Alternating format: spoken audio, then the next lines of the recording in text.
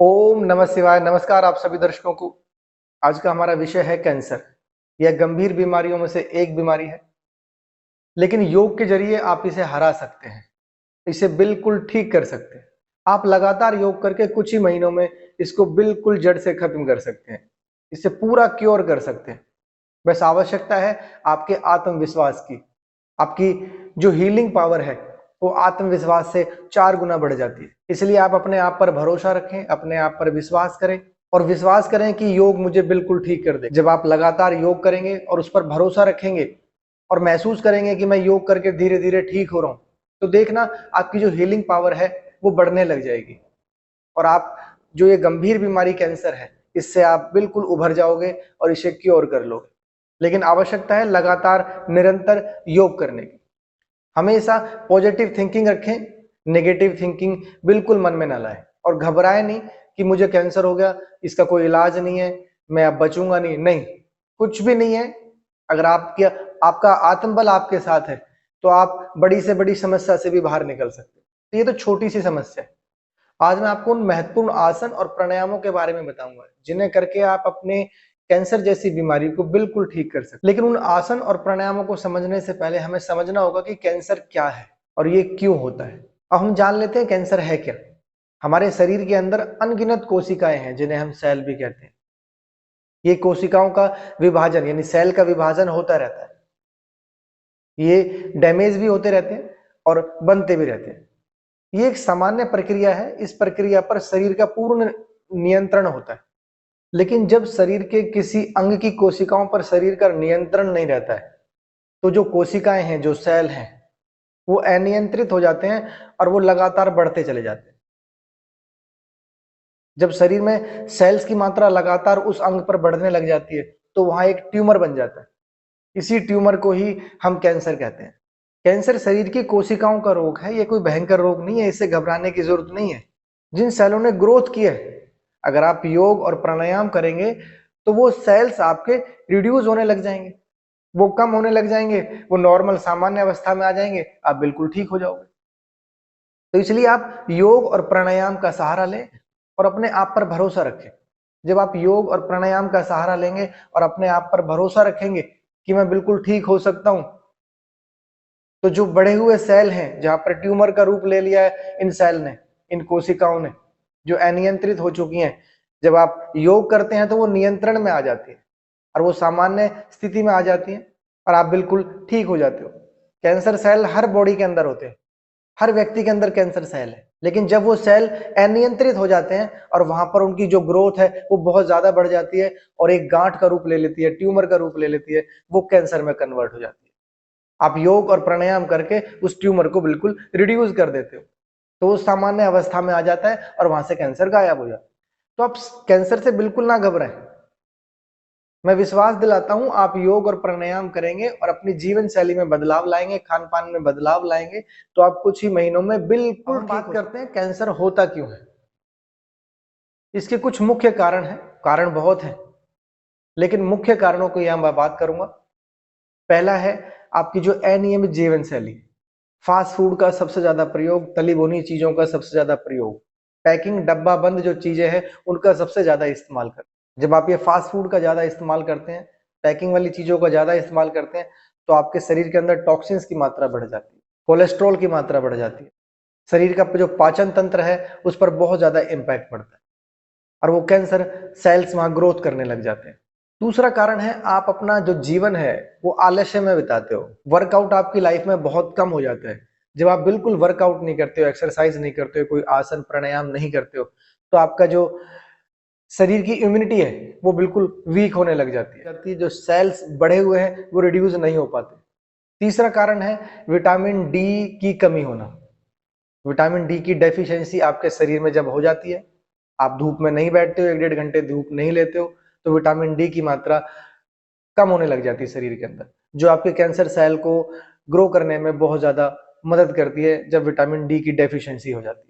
चौथा कारण है पॉल्यूशन। बहुत ज्यादा पॉल्यूशन भरे माहौल में आप जब रहते हैं तो ये कैंसर सेल को ग्रो करने में बहुत ज्यादा मदद करता है। पांचवा कारण है आपका किसी भी प्रकार का अल्कोहल इस्तेमाल करना, बीड़ी पान गुटखा, इन चीजों का ज्यादा सेवन करना। छठा कारण है इलेक्ट्रॉनिक चीजों के ज्यादा संपर्क में रहना। मोबाइल एक बहुत बड़ा कारण बन चुका है और लैपटॉप्स वगैरह हैं, इन पर हम बहुत ज्यादा समय बिताने लगे। थोड़ा सा, हालांकि हमारा इलेक्ट्रॉनिक चीजों से अटैचमेंट रहेगी आने वाले समय में, लेकिन हमें इनसे कोशिश करें कि जितना आप दूर रह सके। आपका महत्वपूर्ण काम हो तभी आप इनके साथ अटैच हो, अदरवाइज इनसे दूर रहें, इन्हें अपने आप से दूर रखें। जब इनकी जरूरत हो तभी आप इनका इस्तेमाल करें। सातवां कारण है आप स्ट्रेस, टेंशन, डिप्रेशन, एंजाइटी, इनसे दूर रहें। आठवां कारण है हम नेचर से बिल्कुल दूर होते जा रहे हैं। नौवां कारण है पूरी नींद ना लेना। 10वां कारण है ये वंशानुगत भी होती, अगर आपके माता पिता को है तो ये आप में भी आने के इसके चांस होते हैं। ये कुछ कारण थे जो आपके कैंसर सेल की ग्रो करने में मदद करते हैं और आप कैंसर से पीड़ित होते हैं। अब हम बात कर लेते हैं उन महत्वपूर्ण आसन और प्राणायामों की जिन्हें करके आप अपने कैंसर जैसी गंभीर समस्या से, गंभीर बीमारी से बिल्कुल ठीक हो सकते हैं। क्योंकि जब आप आसन और प्राणायाम करेंगे तो जो बढ़ी हुई कोशिकाएं हैं, जो बढ़े हुए सेल्स हैं आपकी बॉडी के किसी भी अंग में, जो ट्यूमर का रूप ले चुके हैं, वो धीरे धीरे मर जाते हैं, रिड्यूस हो जाते हैं और बैलेंस में आ जाते हैं और वहां से कैंसर बिल्कुल खत्म हो जाता है। पहले हम करेंगे प्राणायाम। मैंने इसमें 3 महत्वपूर्ण प्राणायाम को शामिल किया है जो आपके इस रोग में अत्यंत लाभकारी सिद्ध होंगे। तो पहले हम 3 प्राणायामों को कर लेते हैं। मैं आप दिखाता हूं आपको वो प्राणायाम आपको किस तरीके से करने हैं। इसमें 3 प्राणायामों को मैंने शामिल किया है, जिसमें से पहला प्राणायाम है भस्त्रिका प्राणायाम। इस प्राणायाम के ऊपर मैंने एक वीडियो बनाई हुई है, अगर आपको डिटेल में जानकारी इसकी चाहिए तो आप वो वीडियो देख सकते हैं। मैं यहाँ पर बहुत मुख्य मुख्य चीजों को लूंगा। आप कमर अपनी बिल्कुल सीधी कर लें, किसी भी एक आसन में आप बैठ जाएं। आप भस्त्रिका प्राणायाम को 2 तरीके से कर सकते हैं। पहला तरीका है आप हाथों को ऊपर ले जाते हुए सांस को इनहेल करें, हाथों को नीचे लाएं तो सांस को एक्सहेल करें।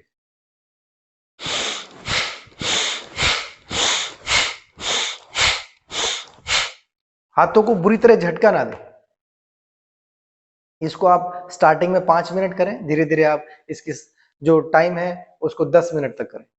इसका दूसरा तरीका है आप अपने हाथों को एल शेप में रखें, सांस को इनहेल करें, हाथ ऊपर करें, सांस को एक्सहेल करें, हाथ नीचे करें।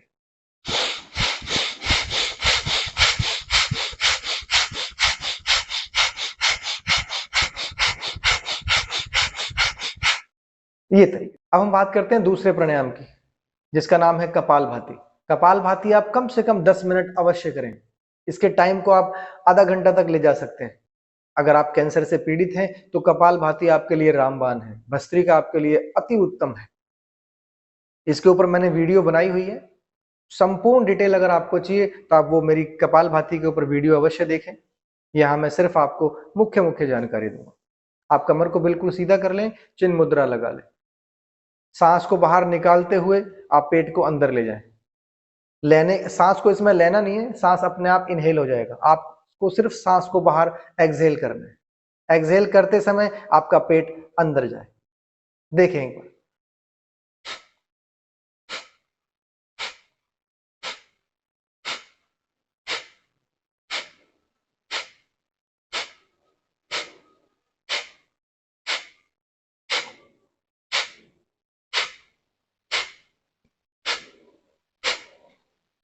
इस तरीके से आप शुरुआत में 5 मिनट करें, धीरे धीरे इसका टाइम बढ़ाते हुए 10 मिनट, 15 मिनट, आप आधा घंटा तक भी करें।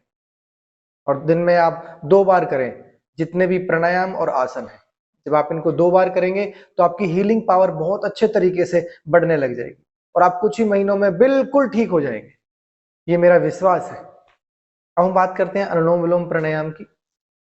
इसके ऊपर मैंने वीडियो बनाई हुई है, अगर आपको संपूर्ण डिटेल चाहिए, सही तरीका क्या है, आप उस वीडियो को देखकर कर सकते हैं और लाभान्वित हो सकते हैं। आप किसी भी एक आसन में बैठ जाएं, सीधे हाथ की आप विष्णु मुद्रा लगा लें, राइट नोस्ट्रल को बंद करते हुए लेफ्ट नोस्ट्रल से सांस को इनहेल करना है, फिर लेफ्ट नोस्ट्रल को बंद करते हुए राइट नोस्ट्रल से सांस को एक्सहेल करना है, फिर उसी नोस्ट्रल से सांस को इनहेल करना है और फिर राइट नोस्ट्रल को दबाते हुए लेफ्ट नोस्ट्रल से सांस को एक्सहेल करना है। स्टार्टिंग हमेशा आप सूर्य नाड़ी को बंद करके लेफ्ट नाड़ी से आप सांस लें, यानी राइट नोस्ट्रल को बंद करते हुए लेफ्ट नोस्ट्रल से सांस लें। देखें एक बार।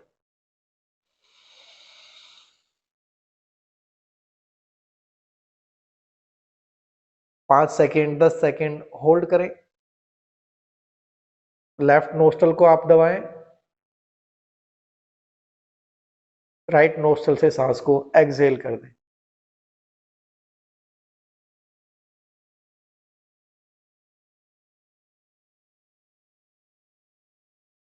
फिर राइट नोस्ट्रल से ही सांस को इनहेल करें, जिससे आपने अभी रिलीज किया है उसी से ही इनहेल करना है।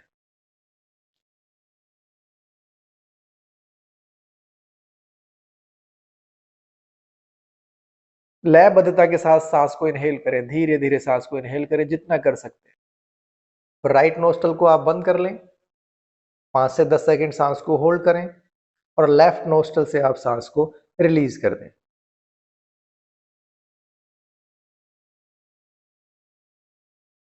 ये एक चरण है आपका। इसको कम से कम आप 15 से 20 मिनट अवश्य करें अगर आप इस रोग से पीड़ित हैं। सामान्य अवस्था में आप 10 मिनट इसको कर सकते हैं, 15 मिनट भी कर सकते हैं, लेकिन अगर आप इस रोग से पीड़ित हैं तो इसका समय बढ़ा दें। अब हम बात करते हैं उन महत्वपूर्ण आसनों की। इसमें मैंने 4-5 आसन को कवर किया है, जिन्हें आप करके अपने शरीर की रोग प्रतिरोधक क्षमता को बढ़ाएंगे और जो सेल्स आपके बढ़ चुके हैं, जो कोशिकाएं अनियंत्रित हैं, वो नियंत्रण में आएंगी। हम करते हैं उन आसनों को। हमारा पहला आसन है भुजंग आसन। इसके ऊपर मेरी वीडियो बनी हुई है, आप संपूर्ण डिटेल जानना चाहते हैं तो वीडियो अवश्य देखें और लाभान्वित हों। सही तरीका, सही विधि आप जान लें। अब करते हैं भुजंग आसन। आप पेट के बल लेट जाएं,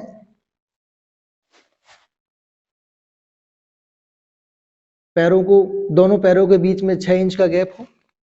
आपके जो हाथों की फिंगर्स हैं शोल्डर से बाहर ना जाए, कोहनियां आपकी साइड में लगी रहें। सांस को इनहेल करते हुए ऊपर उठें और आकाश की तरफ देखें।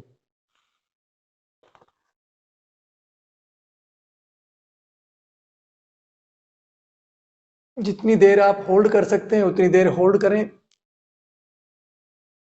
15-20 सेकेंड, जितनी देर आप कर सकते हैं। धीरे धीरे नीचे आए सांस को रिलीज करते हुए।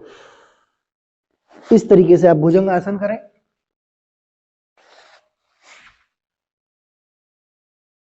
हमारा दूसरा आसन है सर्वांग आसन। इसमें आप कमर के बल लेट जाएं,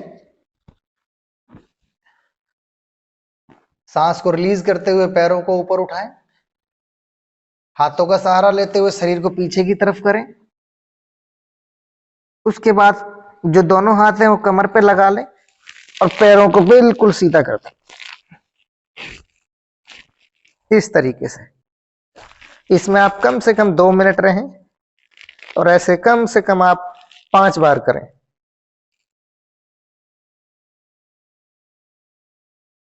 धीरे धीरे सांस को रिलीज करते हुए वापस उसी अवस्था में आ जाए। अब हम बात करते हैं तीसरे आसन की, उष्ट्रान आसन। आप पहले वज्रासन में बैठ जाएं, अपने घुटनों के बल खड़े हों, लेफ्ट हैंड को पीछे घुमाते हुए पैरों को पकड़ लें, फिर ऐसे ही राइट हैंड को पीछे की तरफ करते हुए पैरों को पकड़ लें।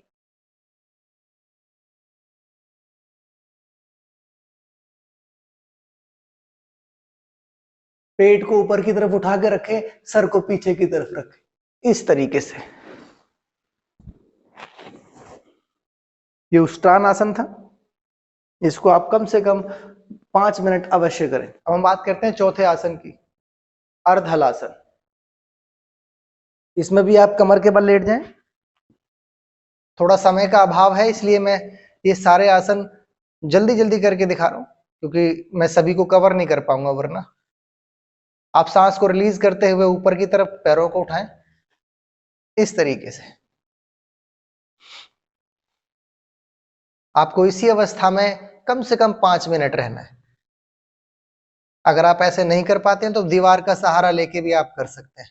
अपने हिप्स को बिल्कुल दीवार के साथ अड़ा दें और पैरों को बिल्कुल दीवार के सपोर्ट से सीधा कर लें। ये अर्धहलासन है। सांस को रिलीज करते हुए पैरों को नीचे ले आए। हम करते हैं पांचवा आसन, मरकट आसन। इसमें भी आप कमर के बल लेट जाएं, अपने राइट पैर को ऊपर उठाएं, हाथों को पूरा खोल लें, लेफ्ट साइड में ले जाएं।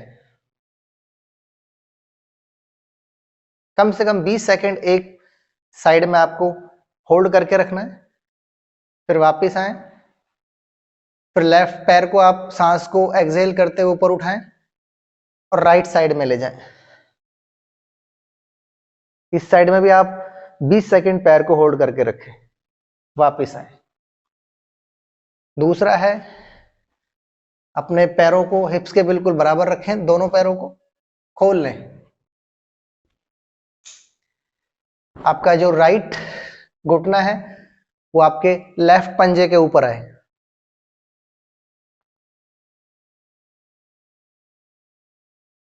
बीस सेकंड कम से कम होल्ड करके रखें, तभी आपको लाभ होगा, मसल्स आपकी खिंचाव में आएंगी।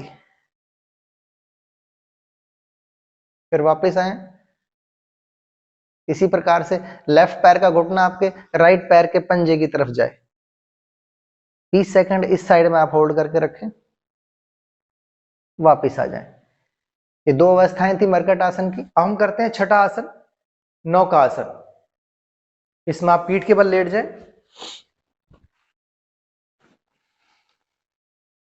सांस को इनहेल करते हुए पैरों को ऊपर उठाएं और शरीर को भी ऊपर उठाएं।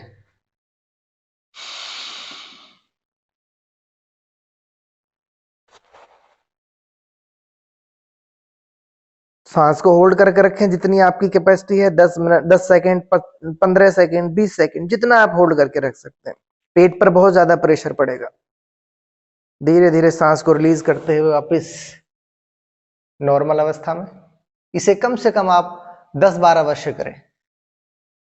सभी जितने भी मैंने आसन बताए सबको 10-12 अवश्य करें, यानी 5 मिनट एक आसन में अवश्य लगाएं। अभी आपने देखा ये 3 प्राणायाम और 6 आसन। जब आप इन प्राणायाम और आसनों को निरंतर लगातार करेंगे और अपनी जीवन शैली में बदलाव लाएंगे और अपने ऊपर विश्वास रखेंगे, योग पर विश्वास रखेंगे कि योग मुझे बिल्कुल ठीक कर देगा, आप देखना आप बिल्कुल धीरे धीरे अपने इस रोग से उभर जाओगे और ये रोग बिल्कुल आपकी जड़ से खत्म हो जाएगा।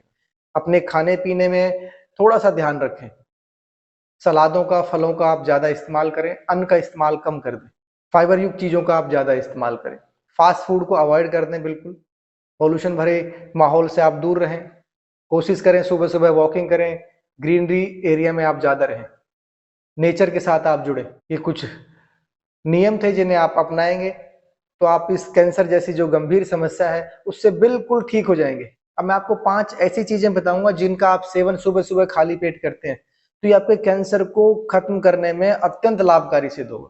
पहला है नीम का पत्ते, 5-6 आप 6-7 पत्ते जो है नीम के अवश्य चबाएं।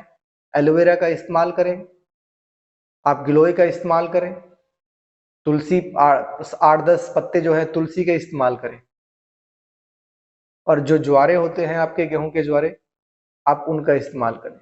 ये चीजें ऐसी हैं जो आपके कैंसर में अत्यंत ही लाभकारी हैं और आपके कैंसर को बिल्कुल ठीक कर देंगी। 4-5 महीने आप जब सेवन करेंगे तो आपके शरीर के अंदर जो टॉक्सिन्स हैं, जो विषैले पदार्थ हैं, वो खत्म होंगे। जो सेल्स की अनियंत्रित ग्रोथ है वो बिल्कुल ठीक हो जाएगी। आज के लिए इस वीडियो में इतना ही। आप मेरे चैनल को लाइक और सब्सक्राइब अवश्य करें ताकि मेरी सभी वीडियो आप तक पहुंच सकें और आप लाभान्वित हो सकें। ओम नमः शिवाय। आप स्वस्थ रहें और मस्त रहें।